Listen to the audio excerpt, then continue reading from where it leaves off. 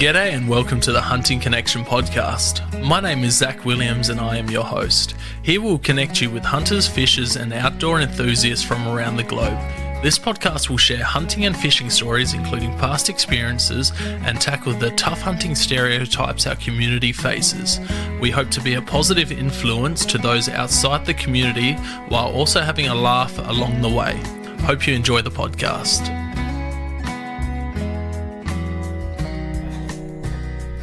G'day and welcome to another episode of Hunting Connection podcast. On this episode, I'm joined by Shaun from Australian Recreation Union, the South Australian representative of ARU. How you going? Yeah, good mate. Cheers for having me. No, all good. Today we're briefly going just to chat a bit. We've got the South Australian elections coming up here in a couple of weeks. Voting opens up this weekend coming, I believe, from the 14th, is it? And then election is 2 weeks after that actual voting day. 21st it'll be. So yeah, we're just talking about what the South Australian parties here, which ones are pro-firearms, how to vote properly, and to make our votes count. So Shaun, thank you for coming on and chatting, and thanks for reaching out to do this, because I know bugger all about politics. Thanks for having me. Yeah, obviously this election's going to be pretty important, so just wanted to get a bit of information out just to make it a bit easier. There's a bit of confusion and everything, so yep. I'll just jump into it. Yeah, jump straight into it, man. Yeah, so obviously there's a bit of confusion around preferencing, especially with the a bit of a bum fight going on between Liberals and One Nation about directing preferences, but it's important to know that we actually choose our own preferences. It's the parties don't choose them for us. The only thing they can do is their preference deals, which is when they do a how to vote card, it's really just listing how they would like you to vote in order as a guide, which you don't have to follow, but some people do, so it can have power. But we complete the ballots you number in order how you want, so it's important to understand how that works and how your preferences are going to affect the chances of your candidates or people you like getting in.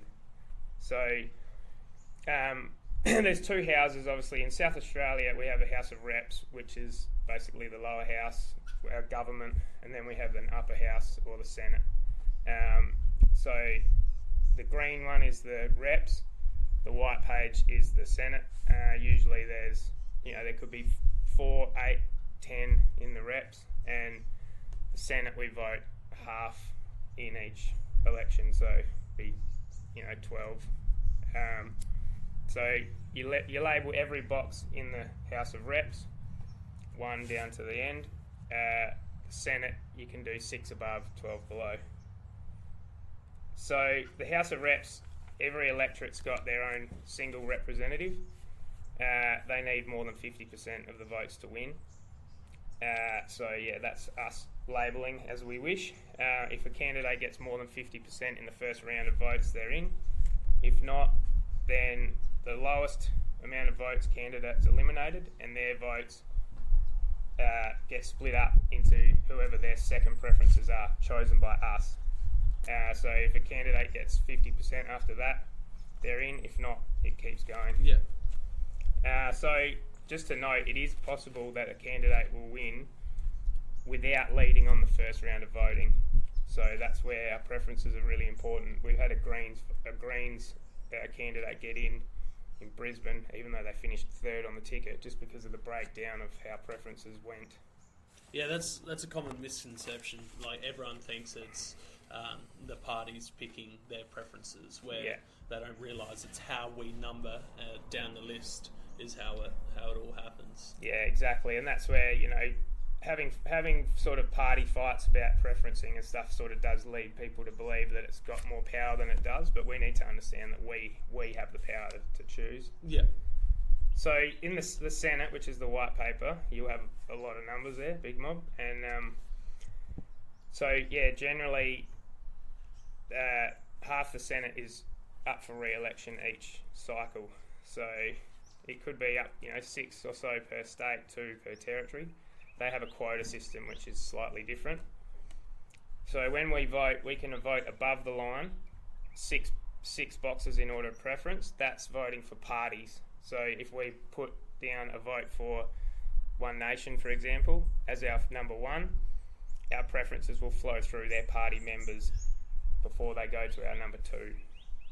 Whereas if we vote below the line, we can vote for individuals in the order we want. So we can pick one from one party as our first, then the second could be from somewhere else if we like that better than.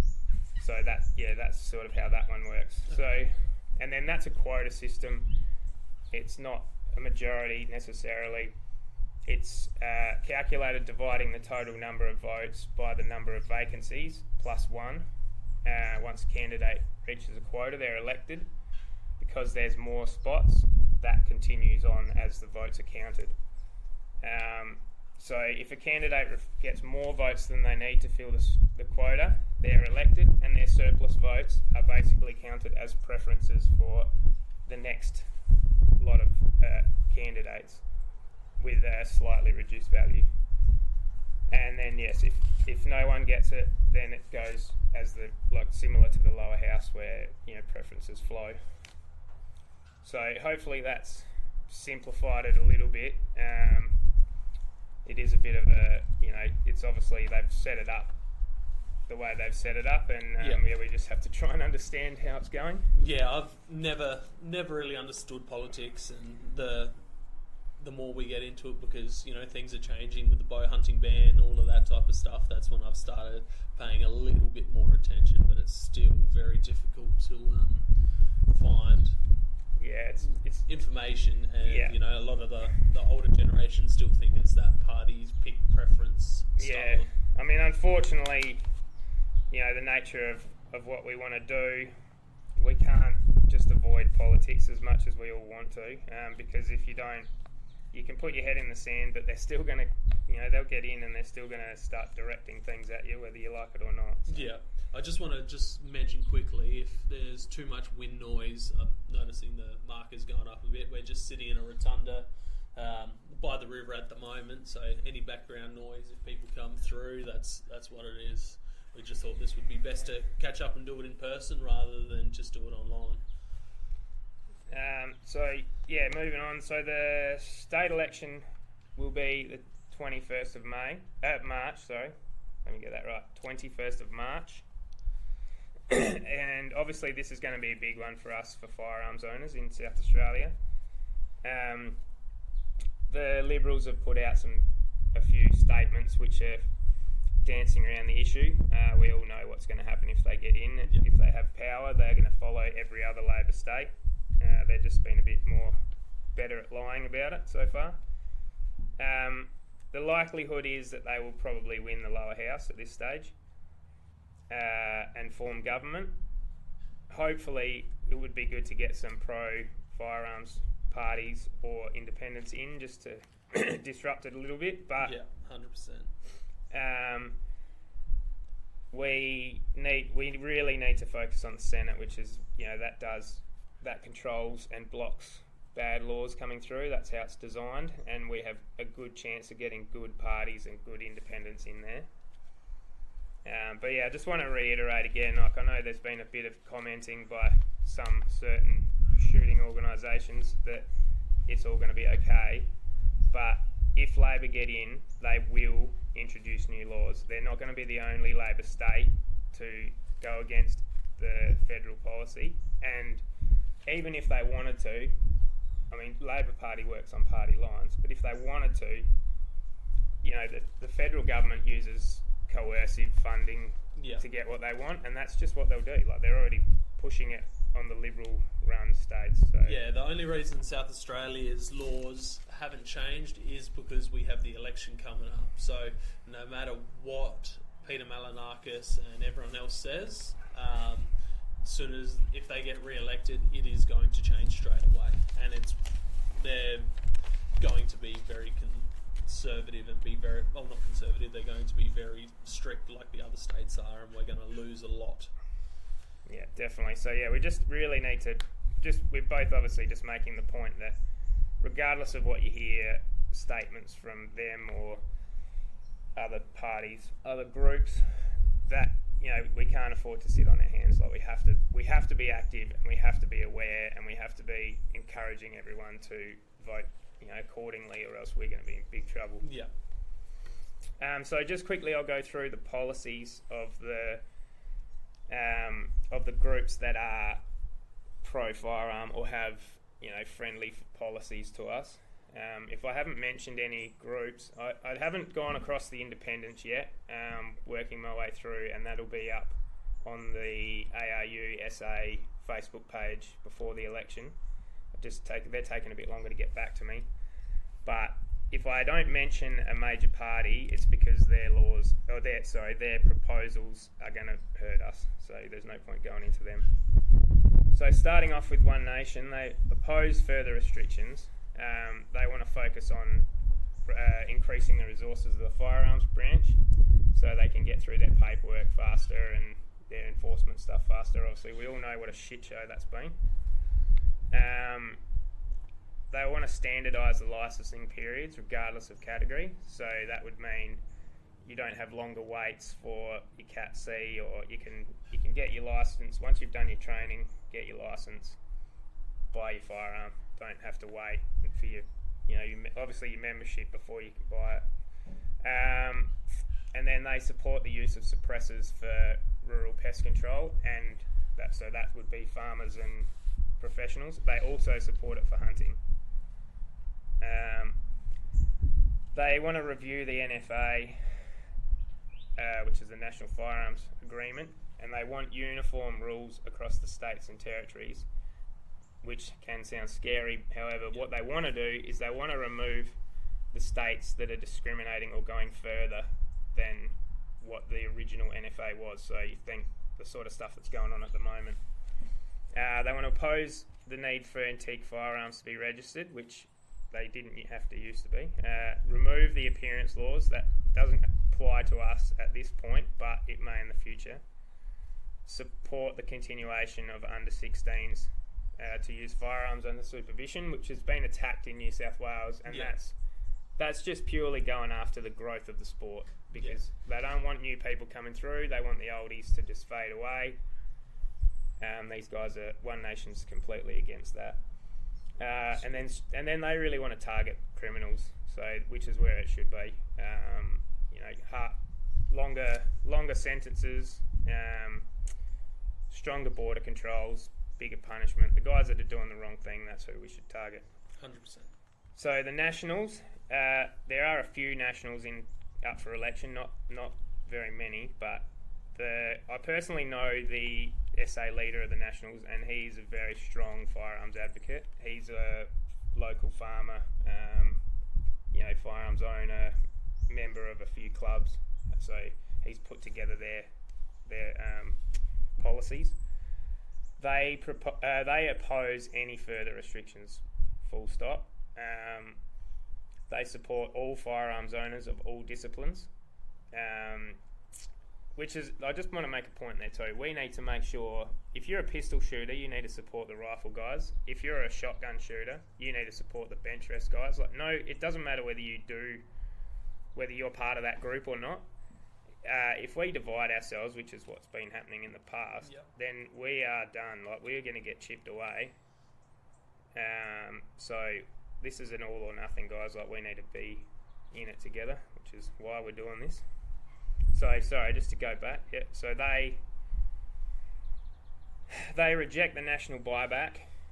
They reject caps on firearms ownership. They propose better funding for the registry. They want to legalise suppressors for all use, and then extend the Cat H licence period from 3 to 5 years. And then they're really looking at promoting firearms use and education. They want continued access for junior shooters.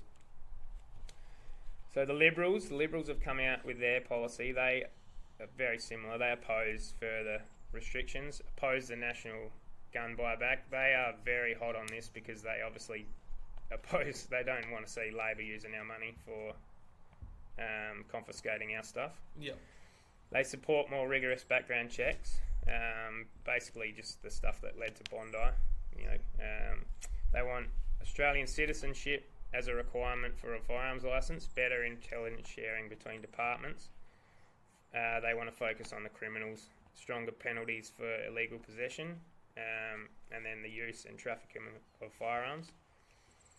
And they just want to use intelligence-led policing to target illegal firearms, better sharing between departments, and they do support the National Firearms Register. And then we've got some of the smaller parties. So Fair Go for Australians, they don't have specific policy, but they oppose further restrictions. They support the firearms owners' rights to hunt, and they believe Australian citizenship should be required for a firearms licence. The Legalised Cannabis Party, I emailed them. They don't have a specific policy, so I'll just quote what they replied to me with. They said, "Our party's core values are civil liberties, privacy, human rights, personal freedoms, anti-discrimination and tolerance, and compassion.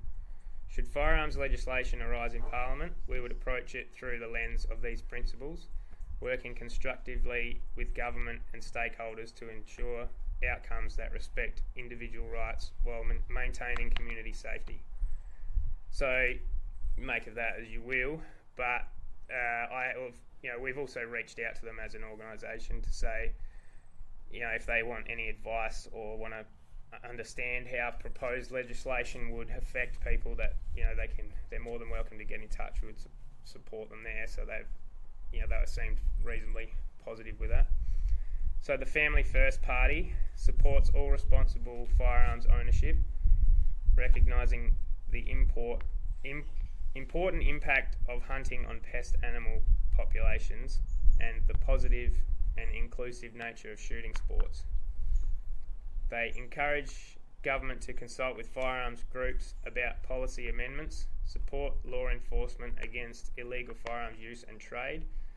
They support the current National Firearms Agreement, but strongly oppose the laws that exceed the NFA, such as WA and New South Wales onerous and excessive state laws. And their sort of lead candidate in South Australia, she's just applied for her firearms licence.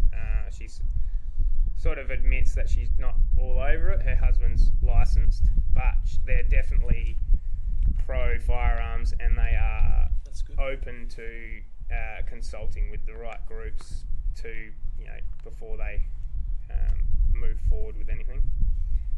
And then finally, the Libertarians, they support licensing because they see that is the checks and balances that we need. But they also support everyone's right to obtain a license, with the exception of people with serious criminal history. They support the right to carry concealed firearms. They are big on castle law. Their party policies are all based around personal freedoms and personal responsibility instead of collective punishment, basically. They believe in training and background checks. They also believe in non-lethal options. So that's sort of more along the lines of, that's probably not quite what, not an issue at this election. However, it's just highlights their sort of policies. Definitely. They advocate for the removal of the requirement for a license or registration for paintball, airsoft, and gel blasters. They would push to allow firearms organisations and individuals to establish shooting ranges, hunting reserves, museums, and legitimate manufacturing facilities. So they're all about just removing some of that red tape and some of the things that have been causing the ranges to shut, stuff like that. And they are proposing to abolish the National Firearms Register. They want to keep registration state-based and just improve the communication between those registries instead of wasting money duplicating things. And they want to make it illegal to publish the contents of firearms registries, like similar to what happened in WA. to give us a bit more privacy, and obviously it's a safety issue when stuff like that's happening. And they've just done it in New South Wales as well. Yeah. Multiple times. So we all know that's just a fear-mongering strategy, but unfortunately it has real-world repercussions on people. Obviously we've all seen the increase in thefts over in WA, directly after that was done, even though the Waypole decided that it wasn't their fault. So I think since New South Wales have done theirs as well, I've seen a couple of articles hinting that thefts of firearms have gone up in New South Wales as well. Yeah. Which, they've been beating that horse for a while. Obviously, any way they can demonise firearms owners, there's a big push at the moment to pretend that illegal firearms are all stolen from us. Yeah. Which is just untrue completely. Criminals don't want your bolt action rifle for a crime, or most of it comes through the borders. They can only check a minuscule percentage of what comes in. But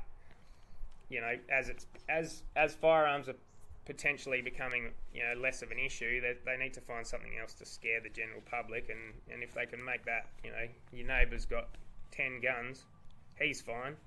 You've never had a problem with him. Oh, but what if someone steals them and uses them on you? So they need to find something to scare people with, and that's the current strategy. So that's just a brief overview of the parties at the moment that are that have decent firearms policy. If in the future, like within the next couple of weeks, if other parties release anything, that will be, if it's pro firearms, I'll put that up on our page. So, and then Zach's been good at sharing. There's a lot of people sharing stuff around, so just keep an eye out. There are other organisations that are sharing as well. So just keep on social media and try and stay informed. So just knowing that information now, just some strategies that we can do. Voting is a pain in the ass, and we all don't like 100%. it. It's you go to the polling booth and you got people in your face, and then they shove these bloody papers, and you'd be rather doing something else. But it's very important, unfortunately, for us. We need it takes up an hour or a couple of hours of your day, depending on how far you got to drive. But whatever happens, we're going to cop it for the next 3 years. So we need to understand that, suck it up.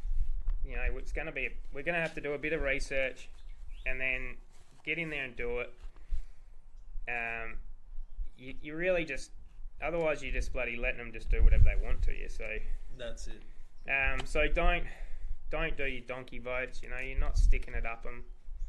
It's not a protest. You just shoot yourself in the foot doing shit like that, unfortunately. All you're doing is, we've got all these people that are from our side that don't like what's happening, and if they go in there and you just draw a dick on the thing, what's going to happen is all the other people that don't agree with you strongly are going to go in there and have their say, and then you're going to be under the people that they want. And then no one's going, oh, look at this bloke, he's so clever. They go, well, he doesn't really want to have a say. So make sure we're doing it the right way. So that's my rant about that anyway.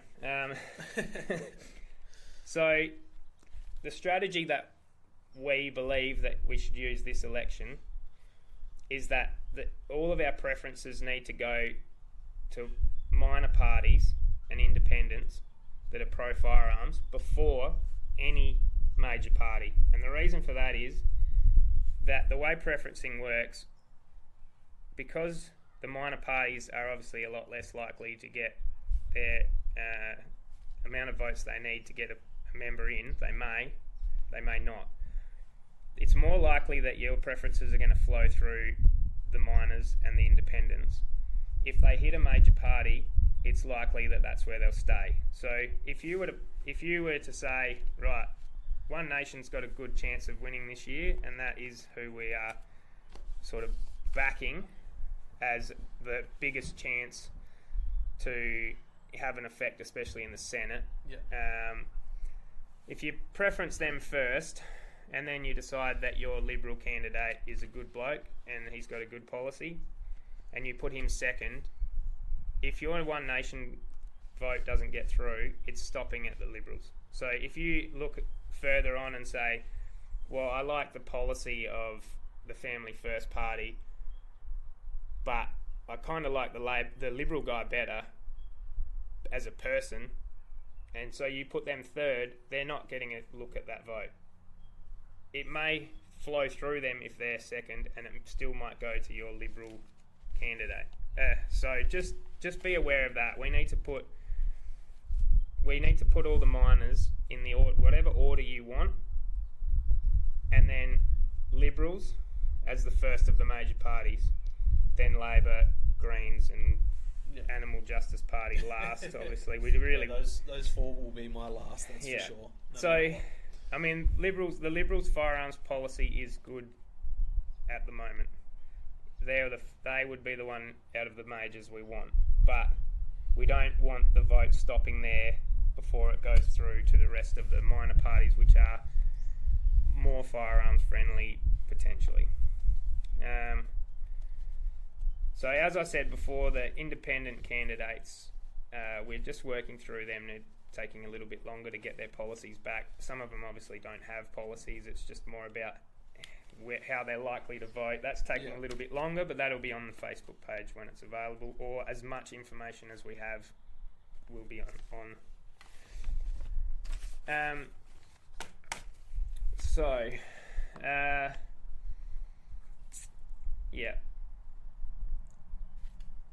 So just on the just to go over the Liberal policy, because it came out late and there was a few questions around how honest it is. So it's been developed by their Senate leader, Nicola Centofanti. She's a Riverland girl. She's a she's a rural person. Personally, she strongly supports firearms and firearm shooting sports. She was great with the bow hunting stuff. So there's other rural candidates around, especially the guy from Murray Bridge. I can't think of his name at this point, but he's very pro. Most of the rural Liberals are very pro firearms, and they completely back her. She's developed a policy that's now the party policy. And as Zach was saying before that, she's opposed the bow hunting. They've said that if they get in, the bow hunting ban. They've said if they get in, they'll reverse that.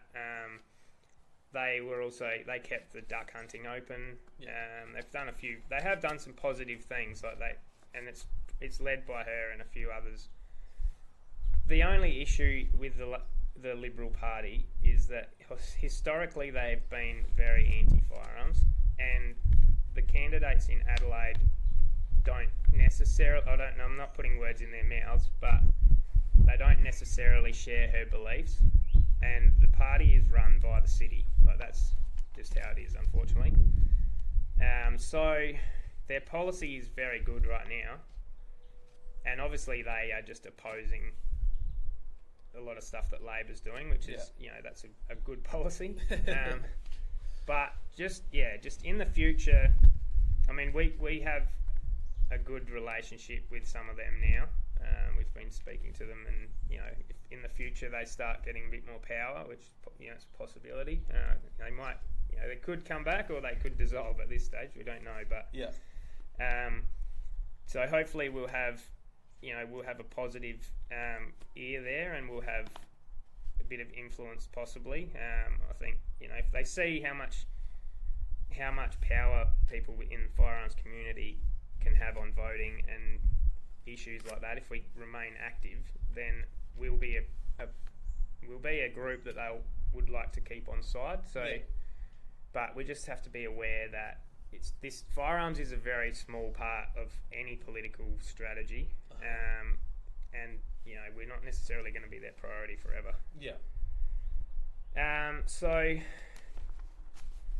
we'll just so hopefully everybody can get up and get active. There's 61,000 firearms licenses in South Australia, which might not sound like a lot, but we've all got, some of us have got partners and kids, and we've got family and friends. If we all get out and communicate with them, we can expand that group. A lot of people don't understand firearms, as everybody would know. The more that we can explain to people about why this is important, like firearms is a small issue, as I said, but it's the tip of the iceberg when it comes to our basic freedoms. If they're happy to take away something just for the fact that people might not like it, for no positive gain at all as far as society goes, the next step is, we've seen already, national park closures, bull bar bans is another one they talk about. All these things. Snowball effect. Yeah. Once they take one away, they'll keep taking and keep taking and keep taking. Yeah. So that's just if you don't really mind about getting further laws in for firearms, like I said before, think about the other people, think about other groups. But if you let them take one thing off you this time, it's the next thing's coming, and it'll get to something that you do care about. Yeah. So voting is obviously going to be important. Sharing that's going to be important. So as far as what else can we do as a community to just try and support each other, so just stay on social media, look for information, look for stories that are being shared, talk to people. As I said, talk to people about shooting. Try and introduce people to shooting. 100%. If we can increase our group, which it has been happening in the last few years, people have realised that we need to grow. Well, look how many licenses have increased since Bondi. Yeah, exactly. Introduce your wife. Like, shooting's a good inclusive sport. We can get lots of people into it. It doesn't matter, a club that I attend has a bloke in a wheelchair. They set up IPSC for him. It's bloody great. So, it's one of the most inclusive sports. Like, pretty much no matter the disability, there's ways to get it. There's guys I follow from the States, and they're paraplegics, and they blow through a tube to shoot rifles. Yeah, which is crazy. It's great. Like, and it's just a real leveler as well. Like, my wife regularly outshoots me at target pistol and stuff like that. So don't get your wife into it if you've got a small ego and you can't help losing, because women tend to be better shooters than men. Yeah. So I've got to keep coming up with different excuses. So stay on. Join. I would encourage everyone to join shooting organisations. Obviously, join the ARU. We're bloody awesome. But join other groups too. There's other groups. Shooters Union are great advocates. There's other groups that are good. There's do your research. There's some groups that don't do anything for you and take your money, but join the guys that are doing things for you. It's not expensive. Most of us don't charge a lot. ARU's we're just doing it for the love. We don't make any money. We don't want to see more of this shit come in on all of us. So get in touch. Message if you got problems. Get on and message people. Yeah. Share. We don't pick up all the information sometimes too. If you're sharing things to us, it can really help too. I'm not chronically online, so if people are sending me things that I'm not aware of, that really helps. The other really important thing just for this election is just to get out there, and we need to hand out some how to vote cards. Now, I know I said before that the preferencing isn't run by the parties, which is true. However, some people follow it. Some people go in there not having any idea who they're going to vote for. Like, everyone knows it's not fun to get humbugged by someone telling you who to vote for, and a lot of people that have made up their mind will brush past. But there are plenty of people, if you're not aggressive about it, that have no idea, and if you give them a how to vote card, I can't remember the stats, but it's something like 30% of people will just follow it. So is the ARU able to put together a how to vote card, like whether using AI or whatnot, just what we've discussed. So vote for those minor parties above, and then definitely. Those so four below. We have. There is on the page. There is a basic rundown of most of the stuff we've spoken about today. Yeah. And then general information. I haven't. Might need to do a visual because people respond better to visuals than. No worries. I'll try and find someone who knows how to do that. But because each electorate is going to have slightly different candidates too, it's we can't put a electorate by electorate card together. But I can definitely we can definitely list some. I'll put a list down of the order, put it in order and try and make it a little bit nicer than just a wall of text. Because if we share that around, I reckon that will help people greatly. No, that's definitely something we can get sorted. Hand out to the gun shops and other hunting shops and stuff like that would probably help as well. Definitely that's a good idea. So just get in contact with us. At the moment, we're sort of backing One Nation as the strategy, just because they have the most likelihood of getting seats. And their candidates, there's obviously there's a fair conception about what One Nation is. But in South Australia, they're running candidates in every seat. They're not bound by the party. They generally align with the party, but they're not all clones of Pauline Hanson. A lot of them are just normal people that have had enough of the shit, and they just want to represent their electorate. And a lot of them are minor issues that they're important, but you're not going to vote for a politician. You're voting for everyday people. Just ring up your candidate, find out if you want to know who it is. Contact ARU. Tell me what your electorate is, and I can tell you who your candidate is, and they will be more than happy to talk to you. So they seem to have a good diverse sector of people as well, from all different backgrounds and nationalities, which would surprise a lot of people because, speaking to one of the One Nation candidates, like they tend to think, like, people think One Nation's a racist, anti-Muslim, anti-Islam party, which they're not. They're a pro-Australian party who want to see people living in Australia do well. Definitely. And basically, if you are pro-Australia, they're happy no matter what colour or creed you are. They do put out some interesting statements sometimes, which they're not politicians though. Political parties do though. Yeah, that's right. But, they're not as good with the political spin. So sometimes it comes across a bit awkward, but they're just I think we're all sick of the roundabout talking and the double speak and all the bullshit that comes from some of the majors. And then obviously the other thing is, at the end of this election, it's going to go one way or the other. Hopefully we all get in there and we do our part and we vote accordingly, and hopefully we get the result we want. But we may not. But this election's not the end.